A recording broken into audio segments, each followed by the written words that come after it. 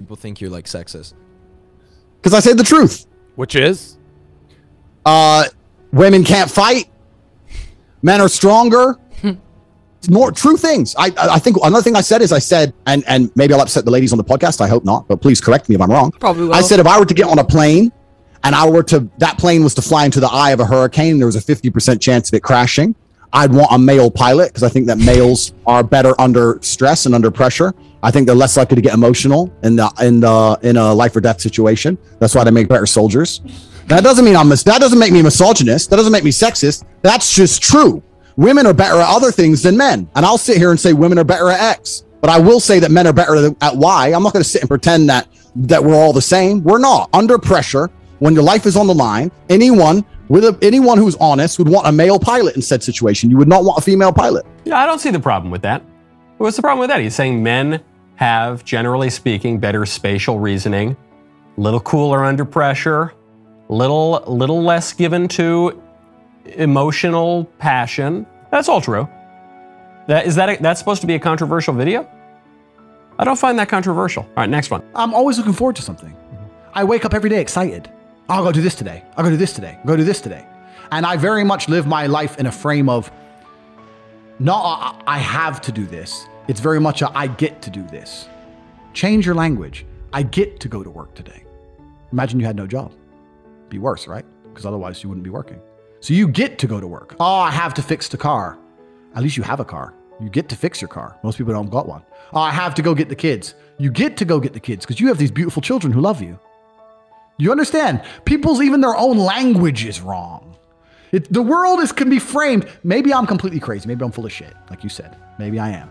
But the frames I've installed in my mind are all beneficial to me. So that's not only unobjectionable, that is actually a positively good way of viewing the world. Viewing the world less from a lens of whining and griping and complaining and resentment and more through a lens of gratitude. Sometimes when I'm here at this sweatshop at the Daily Wire and we're working 18-hour days, sometimes 20-hour days, and I think, oh, I'm so tired, and I think, well, this is a great job. This is all I want to be doing. We ought to be grateful for all. In fact, we ought to be grateful for suffering as well, because suffering can be a sanctifying and edifying experience. I'm totally on board with that. All right, this guy, when I read that the guy's a pimp, I thought, okay, this is not going to be good stuff. But that last clip is absolutely right. Okay, next one. If you're not going to have children, what are you going to do with your lives? If I'm not going to have children, travel, just pursue anything that makes me happy, try to make money. I love traveling, so I would probably just drink cocktails on the beach. Okay, next. About the same thing, like travel, focus on my career, things like that. Like my career will become my baby. A life without children is vaporous, and it's inane, and it's pointless. And you may sit here and think that your career matters, but the truth is that your job will fire you at a whim and not give a second, don't give a solitary shit. So and when you're 52 and you're past it with no grandchildren in a house by yourself, and all your friends have grandchildren in this beautiful life, and you're sitting there by yourself, do you think the fact that you can afford a few extra Gucci bags is going to genuinely make you feel happy? I was at my grandmother's 93rd birthday. I looked there. My grandmother had 9 children because there was my father and 8 more. They all had a bunch of kids, blah, blah, blah. I stood there and I looked at my 93-year-old grandmother, and there was a whole room full with maybe 70 people that came from that one woman. Isn't that remarkable? Yeah, that nobody cared about her career. Nobody asked what job she did. Nobody asked how many times she went to the club. Nobody asked if she had time to go to festivals. No, you had 70 sentient beings, including myself, full of life from one woman who dedicated herself to being a mother and a good wife. That is beautiful. And if you sit here and genuinely think that you're going to work your ass off through your fertile years, and by the age of 54, you're not going to be suicidal alone with a cat, then you're dumb. The happiest women on earth have children and a man who's paying the bills and their mothers. The happiest people on earth. I guarantee it. Your mothers, ask your own mother, do you regret having me? She's going to say, of course not. You're the best thing that ever happened to me. So now you're going to sit here and you're going to end your own bloodline? All your ancestors were out there surrounded by saber-toothed fucking tigers trying to survive on the streets out there in caveman days just to get to the final end where we have all the medical care and you can live in a nice warm house for your fucking selfish ass to say, no, I don't want kids. I'm too busy in the fucking strip club or going to fucking Mallorca. to have a pina colada on the beach. It's absolutely insulting to your entire bloodline. Everything everyone above you has ever done and struggled for. All the times your grandparents went to work when they didn't feel like it, just for you to exist. For your selfish ass to say, no, me and my passions and my dreams and my shit drawings and my Instagram page is worth more than ever having children. You're a selfish fuck. Fuck that, you should all have kids. He's very close to right, but he's missing something. He's pretty much as right as you can be if you're a kind of atheist, modernist, materialist, capitalist, thisist and thatist. Generally speaking, women who have children are much more fulfilled, and that's certainly going to be more edifying than working at the widget factory for Mr. McGillicuddy so that you can go to brunch a little bit more and buy some more handbags. That's totally true. But what that worldview leaves out is, one, women who can't have kids, infertility, big problem, and it affects a lot of people. And two, women who genuinely are not called to have kids. There are some women, I think, who are not called to have kids, and there are other vocations for them. And I use the word vocation specifically because some women are called to religious life. I think a woman who becomes a nun can have a wonderfully fulfilling life. A woman who gives her entire life to God is going to have a wonderfully fulfilling life. The nuns that I know are serene, peaceful, doing wonderful things for the world. So his criticism is right. What he's really doing is not even extolling the virtues of getting married and having kids. He's really just criticizing this modern capitalist idea that all that matters is how much money you can make and how many widgets you can do spreadsheets for and how many brunches you have. And that's all true. That's all worthy of criticizing. But then he's only offering the kind of capitalist alternative absent a kind of view of the world that involves God and that involves duty and that involves religion. And so and that involves the kind of natural suffering that goes along in a fallen world, such as infertility. He's close. I just suspect that this guy's view of the world is kind of too narrow, and maybe, I haven't heard him speak about religion, but it seems to be missing the most important element, which is God. Okay, keep going. If I understood what you said, that if a guy and a girl is dating and a girl does OnlyFans, she owes him a cut? No, 100%. Girl. 100%. He is his girl. But what does that have to do with anything? Your property.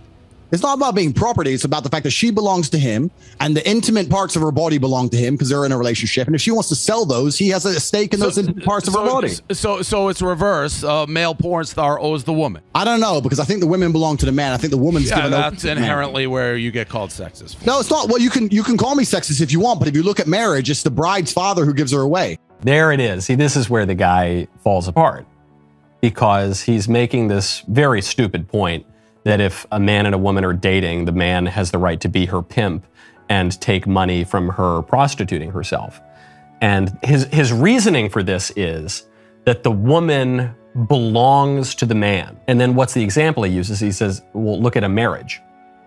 Right. In a marriage, it's not exactly that the woman belongs to the man or that the man belongs to the woman, but the man and the woman leave their parents and they come together and they become one flesh. And man is the head of woman. So yes, there is a leadership role for the man within the marriage, not within this lame, I'm in a relationship. I'm in a modern relationship where the man basically is just some completely unaccountable degenerate, some just shisty, disgusting street urchin, some kind of pimp, and he says, well, no, I'm in a relationship with you so you belong to me and I get to have all the privileges that a husband would have with his wife, but you get none of the rights that a wife has with her husband. And so that's just ridiculous. I mean, that's just completely wrong and degenerate.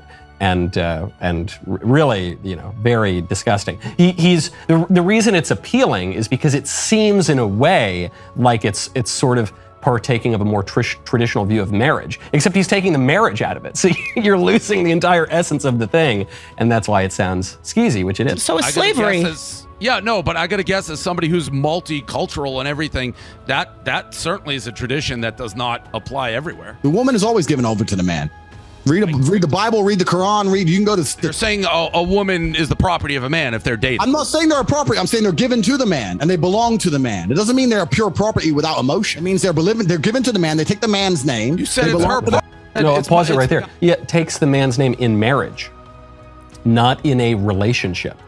And when you're in a marriage, the love between a husband and a wife is supposed to be true love, a love that is really willing the good of the other person, and especially within a marriage, willing the good of the other person, because the other person is part of your flesh. You join together and become one flesh. Whereas what he's talking about, which is basically a pimp and a hooker, that's not love. That's not someone willing the good of the other. That's someone trying to consume the other, like dessert. You know, that's someone just trying to use the other person.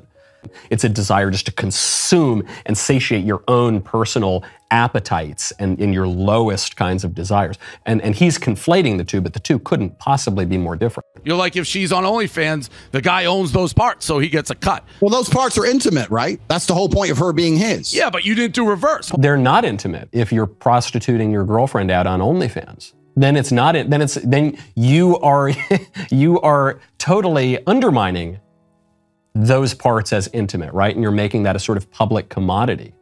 And so any claim that you might have, however dubious and ridiculous, you're relinquishing that when you turn someone that you were supposed to love into basically just a cash cow, a kind of slab of meat, so that you can, I don't know, go get a little bit more money. If a male porn star does it, he doesn't owe the girl a cut. Correct, because he doesn't belong to her. She still belongs to him. Yeah. Little incoherent from Mr. Tate, but I'm not surprised because he owns an OnlyFans agency. So he does this, right? He is a pimp and he sells these women and uses them like meat and just as sort of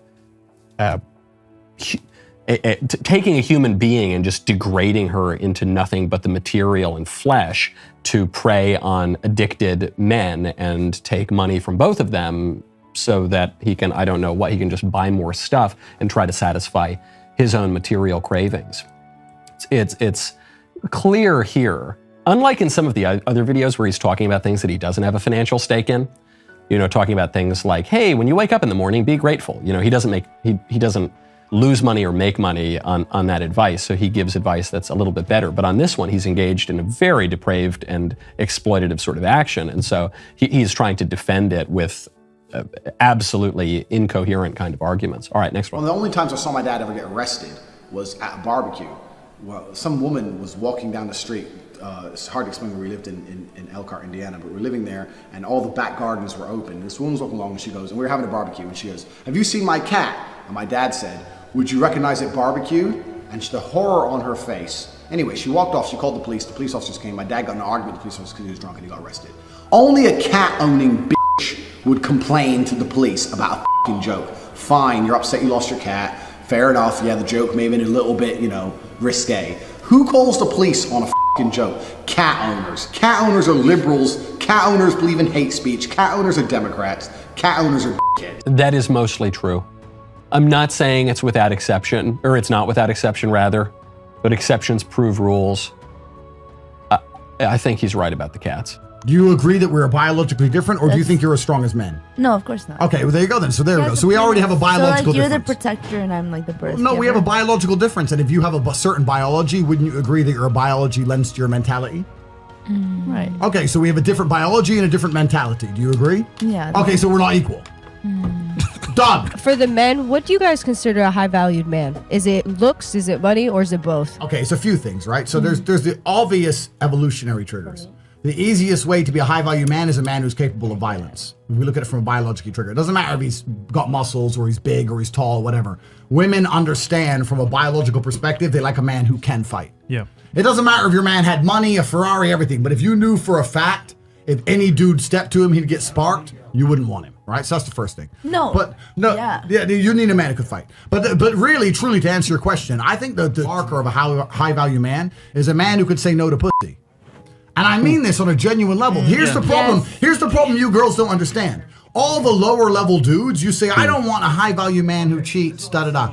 If you got a lower value guy, he'll cheat up with anybody. He'll f anything. Period. He has no choice. If you get a high value guy, at least he has the option to say no to something. There's a lot of truth in that last point that he made. And I'm going to try to clean it up, maybe rewrite it a little bit. He's saying that the greatest marker of a high-value man is that he can say no to the ladies. That is obviously true. What he's saying is that the high-value man is in control of his base passions, that man has two wills that exist simultaneously. Women have them too. I'm saying man in the general sense. The lower will, which is the appetite, that's the passion, that's just when you want to eat the cookies in the cookie jar. And then the higher will, which is the rational will, which tells you, no, actually, if I eat all the cookies in the cookie jar, I'm going to have a tummy ache, so I'm not going to do that. And the traditional way of understanding this, the rational will, the higher will, mediates between the lower will, the appetite, and the divine will, which is perfect. And so, yes, a high-value man will be in great command, and he will follow his rational will, and he will subdue his passions. Absolutely true. I have an argument with a feminist, and she was saying that we need to teach men not to rape. And I said, my dear, I love how idealistic you are, but I am realistic. Men are already taught not to rape. She's like, no, we need to go and change language at school and rewrite history and do all the shit they're trying to do to make men weak, because they think that weak men don't rape, which is another argument I want to come back to, because weak men are the most dangerous men on the planet. Let's talk about that later. True. But I said, no, people already understand that rape is wrong. Unfortunately, human nature, some people don't care about doing wrong things. We should teach people not to steal, but they still steal. Would you agree that everyone says don't steal? The Bible says don't steal. The Quran says don't steal. Schools say don't steal. Everyone says don't steal. People still steal. So if I were to take $1 million in cash and walk down the street at night in the worst part of town holding it, to a degree, I would have some responsibility. When I'm robbed, the police would come and say, why did you do that? People would say, Andrew, why did you do that? You have to protect yourself from things. You can't just rely on the ideological hope that other people in the world are going to be perfect and infallible, or that the law is going to prevent it. You have to say, no, I can't walk through the ghetto at 2 in the morning with $1 million in cash. I take personal responsibility. She agreed. I said, then by extension, would you agree that the smartest thing a woman can do to prevent rape is not to sit here on a podcast and try and change the way men think and talk about your bullshit, but to take some degree of personal responsibility and not put herself in dangerous situation? Obviously 100% true. Every syllable he uttered there is obviously correct. Okay, this guy, I'm going to be as charitable. First of all, the first thing he should do is shut down his OnlyFans business and stop being a pimp and stop using women like they're just flesh and selling their flesh so that you can have a few more dollars. Don't do that. But I'm saying this genuinely with a spirit of charity, because I think his heart is almost in the right place. I think he's searching after something that is true, and he's just been raised in this decadent, stupid, materialist culture. You're on the right track. You've just got to go further. He recognizes that the kind of modern lib culture is stupid and wrong and leading people to misery and all sorts of misfortune.